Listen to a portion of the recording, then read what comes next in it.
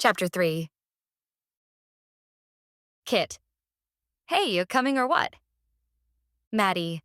Walking out the door now. Kit. Meet me at the bus station. Maddie. KK. Maddie closed the door and slid her phone into her pocket. She took a deep breath, willing the tension to melt away now that she was going. The fight with her mom this morning had been less intense than she had expected. Caroline offered barely any resistance to the trip to the mall. Do you have to go with Sarah? That was all she said. Yes, Maddie did have to go with Kit, and her mother was letting her, grudgingly. The real tension hadn't come from Caroline at all. It had come from Emily. The moment Maddie walked into the kitchen, Emily gave her the same look from the day before, the one that meant Emily knew. Her sister knew, and it had happened again last night. And it was too much. It was too much, it was too much. She hated that someone else knew. And she hated that she couldn't talk about it because no one would understand. It was all Maddie's fault. And she needed to talk to Rand because he was the only one that she could tell, and he was the only one she had no way to talk to. Maddie's hand spasmed from clenching her skateboard. She took a breath and let her muscles relax. Where she was going, everyone understood her. Kit had promised that everyone there understood her. But did they really? Good morning, Maddie. John shut the door to his side of the house and walked down the steps parallel to her own. He was dressed in gray slacks and jacket over a white shirt and tie. It looked far too formal for the shaggy-haired man. He stopped at the bottom step and looked back at her. Is everything all right? I'm fine. The reply sounded fake, even to her. Looks like you're headed out somewhere. Any place fun? The mall. She forced herself to descend the steps and walk past him. You don't seem happy to be going? Don't young girls love the mall? The world dimmed as she spun on him, emotions already roiled because of Emily. Of course. Because I am so obviously like every other girl on this planet. Just because I was born with this body doesn't mean I like the same things girls like. Did you ever think of that? For the first time, John wasn't smiling. You got me there. Truthfully, I don't understand much about kids these days. My apologies. That pulled her up short. Well, okay. Sorry, I yelled. Not a problem. I've endured much worse. You should have heard my mother when she got a head of steam going. I suppose all mothers are like that, though. True. His smile reappeared. Hey, I have an idea. Why don't you all come to church with me? Had she heard that right? What? Why don't you, your sisters, and your mom come to church with me? The pews of a church are a great place to find peace. Not a chance. The words slipped out of her mouth before she had time to soften them. Still set on going to the mall?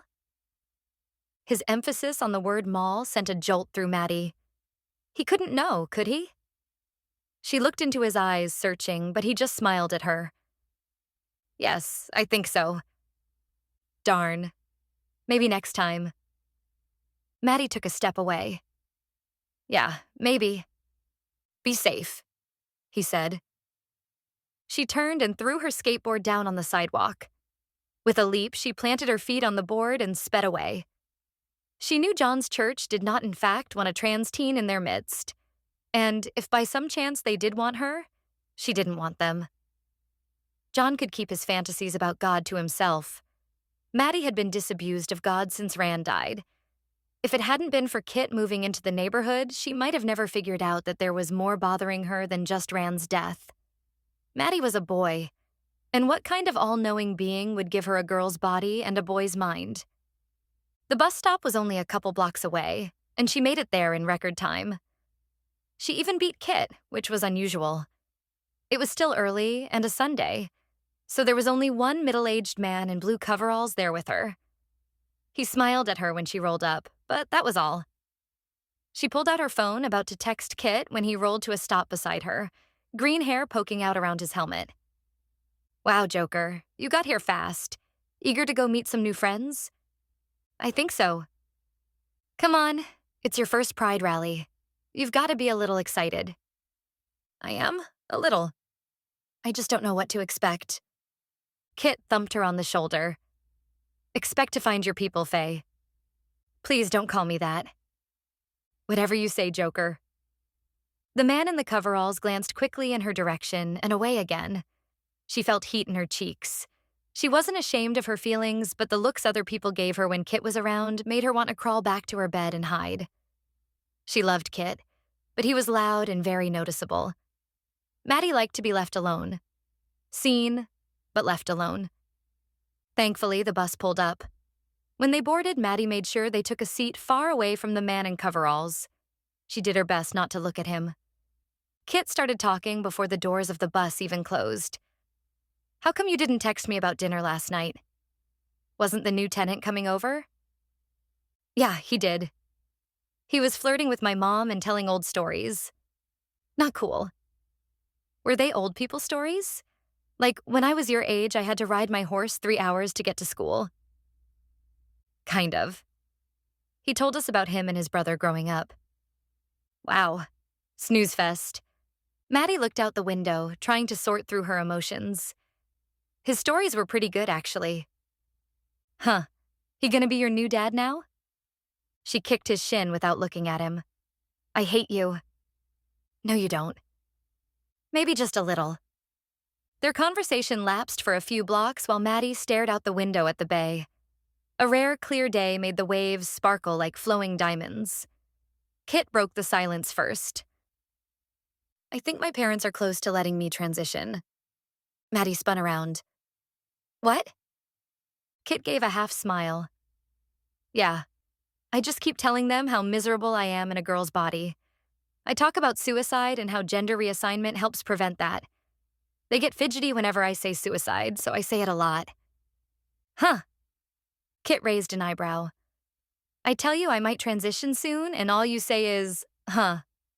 You gotta give me more than that, Joker. It's big news. I need time to process. What she needed right now was time to stop freaking out. Kit acted the part of a boy, but he was still a girl body-wise. That meant Maddie wasn't alone. Her best friend still felt just like she did. If Kit went under the knife, it would change everything. Maddie would be truly alone, and she didn't think she could handle that. I thought we were both going to wait until 18. Then we could do it together. Maddie, I can't wait that long. You know how this feels. I need to be me now. Don't you feel bad about manipulating your parents? What if they resent you for it? Kit's voice grew harsh. I am not manipulating them. Where is all this coming from? I thought you would be happy for me? Happy. She should be happy for him, but all she could feel was terror at being alone.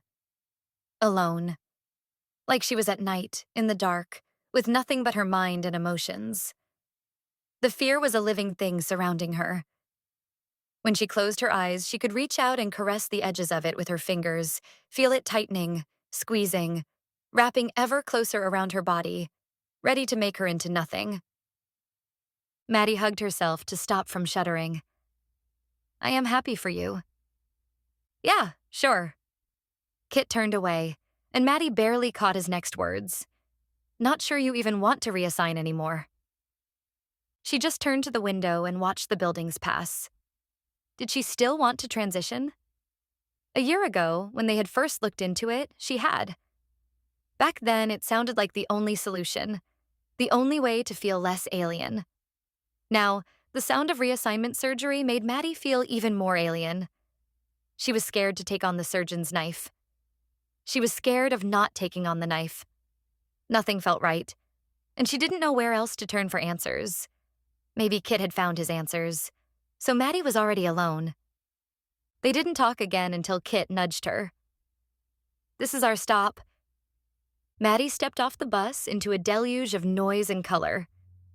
I'm coming out, blasted from speakers as a crowd of people churned and yelled in the street. Flags waved in the air over heads, rippling with rainbows and blue pinks and everything in between. Rainbow hair, rainbow shirts, pants, shoes, backpacks. Rainbow everything rose and sank and rolled with the gyrating bodies. What do you think? Kit's smile nearly touched both ears. Maddie had seen pride rallies on YouTube, but being there in person took things to a whole new grind. It's insane. I know, right?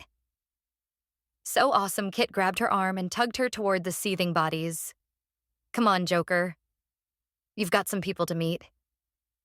Maddie let herself be pulled into the crowd. She would never have gone in alone, but Kit's guiding hand made it okay. She was with her friend and going to meet more people like her. She wanted this. Kit dove headfirst into the fray with the same look he had when tackling the half-pipe. Pure freedom and joy. Maddie hit the mass of bodies, more like sliding down the half-pipe face first. A buzz of color swarmed her, circled her like a tornado. Everyone screamed and danced and smiled. Everyone smiled. Maddie stared, overwhelmed. Flags waved over light skin, dark skin, painted skin. Hairstyles were long and short and spiky. Sequins flashed from every corner. Banners and signs filled nearly every hand. No one was the same, and everyone was the same. And they all looked happy. Could they help her look like that too? Kit pushed his way through, occasionally waving to someone he knew, but he never stopped to introduce Maddie. He just kept moving, weaving between bodies like a skateboarder between cones. After getting her foot stepped on for the 100th time, Maddie planted her feet and forced Kit to stop. This is crazy. How can you find anyone in this mess? I don't have to find them. We are meeting at the coffee shop. Her foot throbbed. How much farther is it? Kit smiled and pointed with his thumb over his shoulder. Almost there. Kat's mom owns it, and we always meet there. It is a safe space. Safe space. Maddie needed one of those right then. Lead the way. A bell jingled overhead as they entered the shop. The dark scent of coffee and chocolate swirled in the air like dust, clinging to Maddie's clothes and wafting up her nose. She breathed it in for a moment, lost in mornings, with her dad laughing and sipping at his mug, her mother frying bacon on the stove, Rand eating nearly an entire box of cereal in one sitting. Her chest tightened, holding the smell in her throat. She coughed and tried to wipe her eyes discreetly as she followed Kit toward the counter. A teenager from a nearby table yelled to them, "Kit! Hey, Kat!" Just a minute. He turned to Maddie. Hot chocolate or do you want coffee? My treat. Her chest tightened a little more. Hot chocolate. Kit put the order in, then led her over to his friends. There were 3 of them at the table. A girl with shoulder-length purple hair and a square jaw, a boy with a teal beard and a nose ring, and a black girl with dreadlocks. Kit gestured for Maddie to take the open chair while he swiped one from another table for himself. He sat next to the girl with purple hair. Hey! Maddie opened her mouth to say hello too, but the word caught in her throat as she watched the girl lean in and kiss Kit. On the mouth. She heard the others' voices like she was in a tunnel. Her entire focus was on Kit and the kiss that just destroyed her entire world. How could he have kept this from her? Vaguely, Maddie noticed the boy's lips moving. Uh-oh. Looks like your friend didn't know about Kit Kat. Kit looked at her defiantly, but his face burned red. Kat and I are dating. He talks about you all the time, Kat said. If you weren't trans, I might be jealous. The girl's voice sounded off, too gruff around the edges. Maddie looked closely at her face. Kat noticed and smiled. Yeah, I'm trans too. Kit and I are like 2 peas in a pod. She laced Kit's fingers with hers. Heat churned in Maddie's gut, but she forced a smile.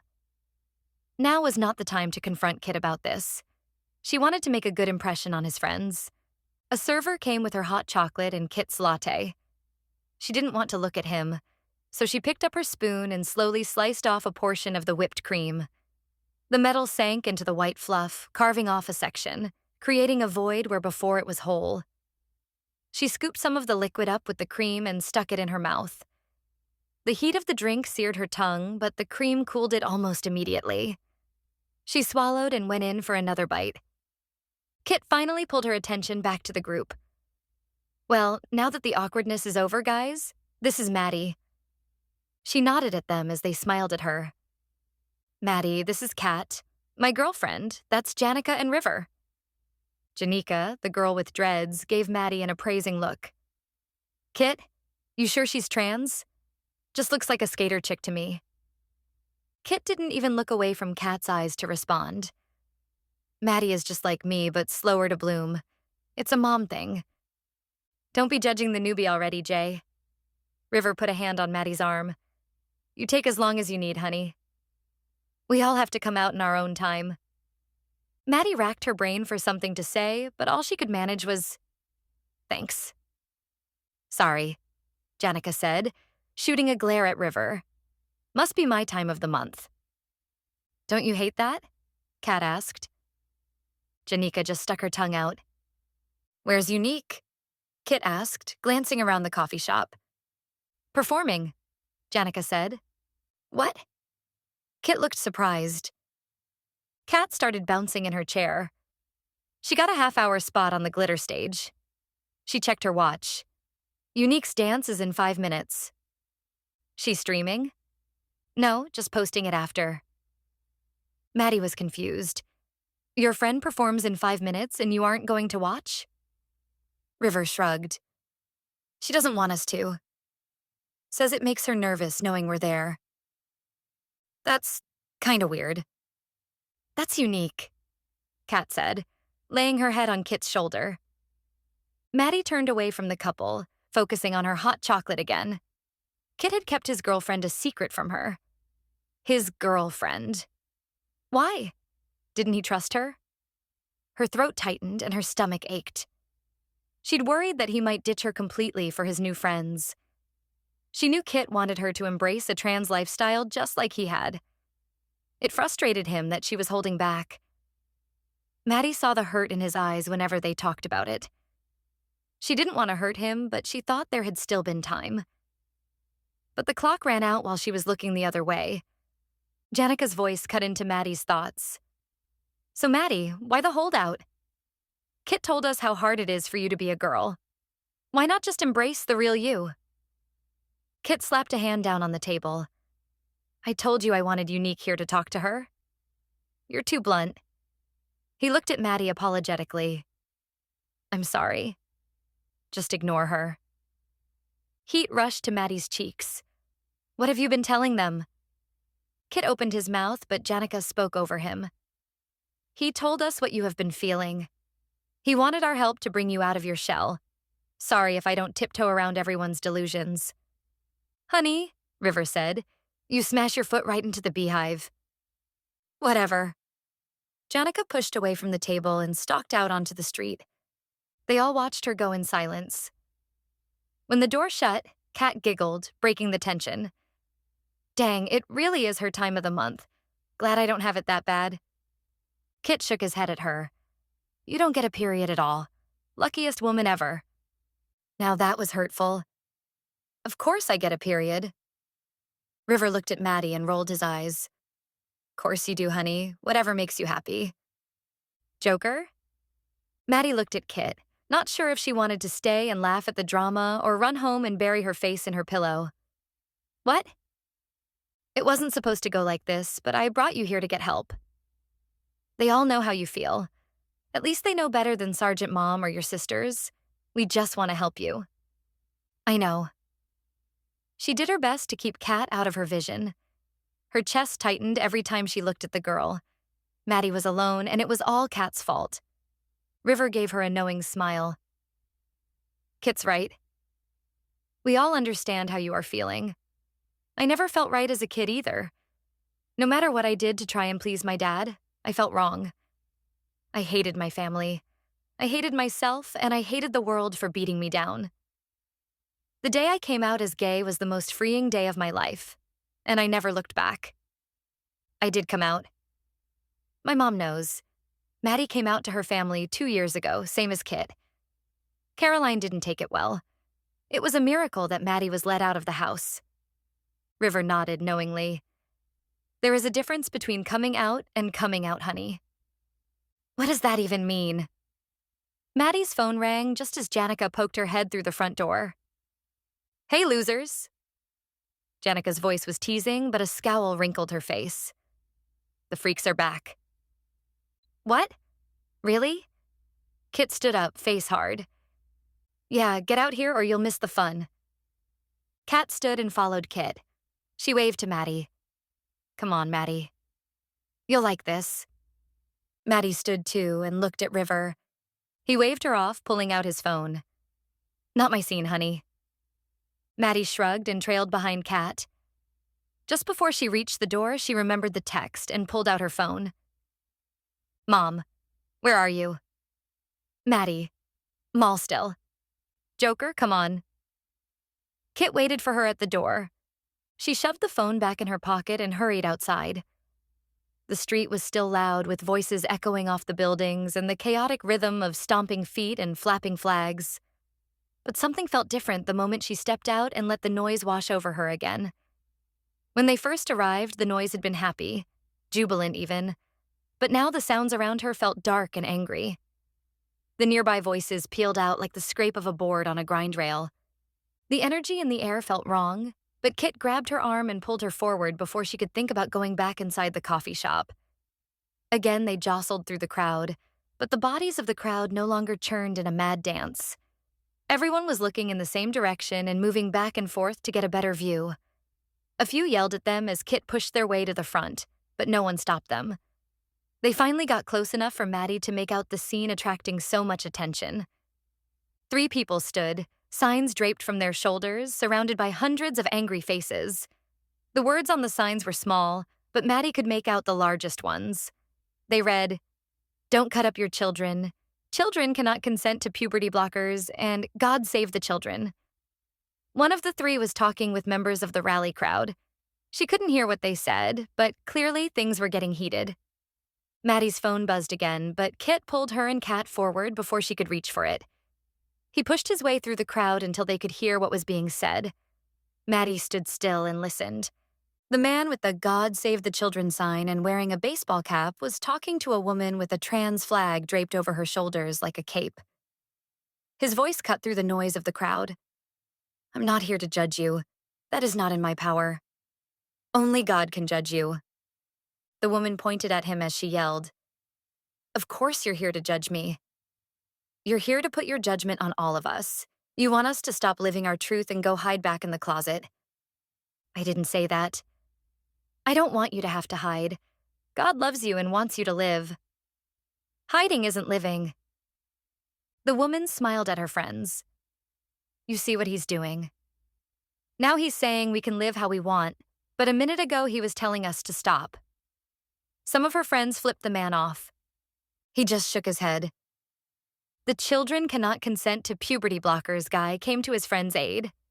He wasn't wearing a hat, and his bald head glistened in the San Francisco heat. "He never told you to stop living your life. What we have all been saying is that children should not undergo surgery or take dangerous chemicals to alter their body. Children and teens are too young to understand the risks involved." One of the woman's friends jumped into the conversation.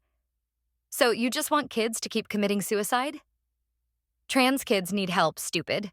Do you hate kids?" "Just the opposite," Baldy said. "We want to help and protect kids. Dangerous and unneeded surgery and body-altering chemicals are not helping these kids." "Yes, they are. Trans kids need surgery to feel normal. How would you like to be stuck in a woman's body for the rest of your life?" "I wouldn't like it, but we aren't saying trans kids can never make the choice for surgery. We just want kids to wait until their brains finish developing to make that choice. Do you think it's a good idea to dose kids with body-altering chemicals while their brains are still growing and developing?" "Why not? The chemicals are safe, otherwise the doctors wouldn't suggest them." Maddie's phone buzzed again. She tore her attention away from the argument to look at it. "Mom, don't lie.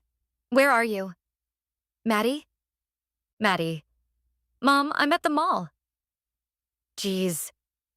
Angry shouts rippled through the crowd. Maddie put her phone away and looked around. Everyone's attention lay on the 3 people with signs, and more people from the rally had moved in to join the argument. Maddie saw hatred etched in each face looking at the 3 sign carriers. She knew at that moment things were going to get bad. She felt it like a whisper in her soul. "Kit, we need to stop them." He looked at her, fury creasing his own face. Don't worry, Joker. Those trans haters won't last much longer. Just watch. Maddie took a step back. No, Kit. Not them. The crowd. Something bad's going to happen. Kit wasn't listening, but Kat was. She turned and glared at Maddie. Are you really taking the side of those transphobes? They hate us. Can't you hear all the lies they're spewing? Maddie struggled to put her thoughts into words. The surge of bodies and roar of voices made it hard to think. The crowd wanted her to join in, sucked at her mind like a vortex. Be one of us, it said. Help us. It's not that. I just don't want them to get hurt. Kat's glare deepened. You don't want them to get hurt. Whose side are you on? Are you even trans at all? Her mind went blank. Two things happened at once. Her phone buzzed and the crowd surged forward. She spun to watch, hands over her mouth, as a tidal wave of rainbows converged on the 3 sign carriers. Hands grappled them, ripping their signs off and tossing the offending words to the ground. The sign carriers cried out, but they didn't hit back as they were jostled, pushed, and slapped. One of the crowd even landed a punch on Baldy's cheek. Her phone kept buzzing. Caroline was calling. But Maddie couldn't take her hands away from her face. Kat turned to watch her, eyes like ice. The crowd churned and roared, rolled and surged like a hydra, showing first one face, then another, then another. Everyone was part of the hydra now. Even Kat was just another face of the monster, standing still and watching Maddie with cool calculations. And she didn't care about the sign carriers anymore.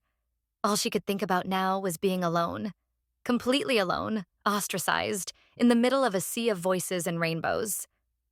Her phone finally stopped buzzing. Unable to take any more, Maddie turned and ran.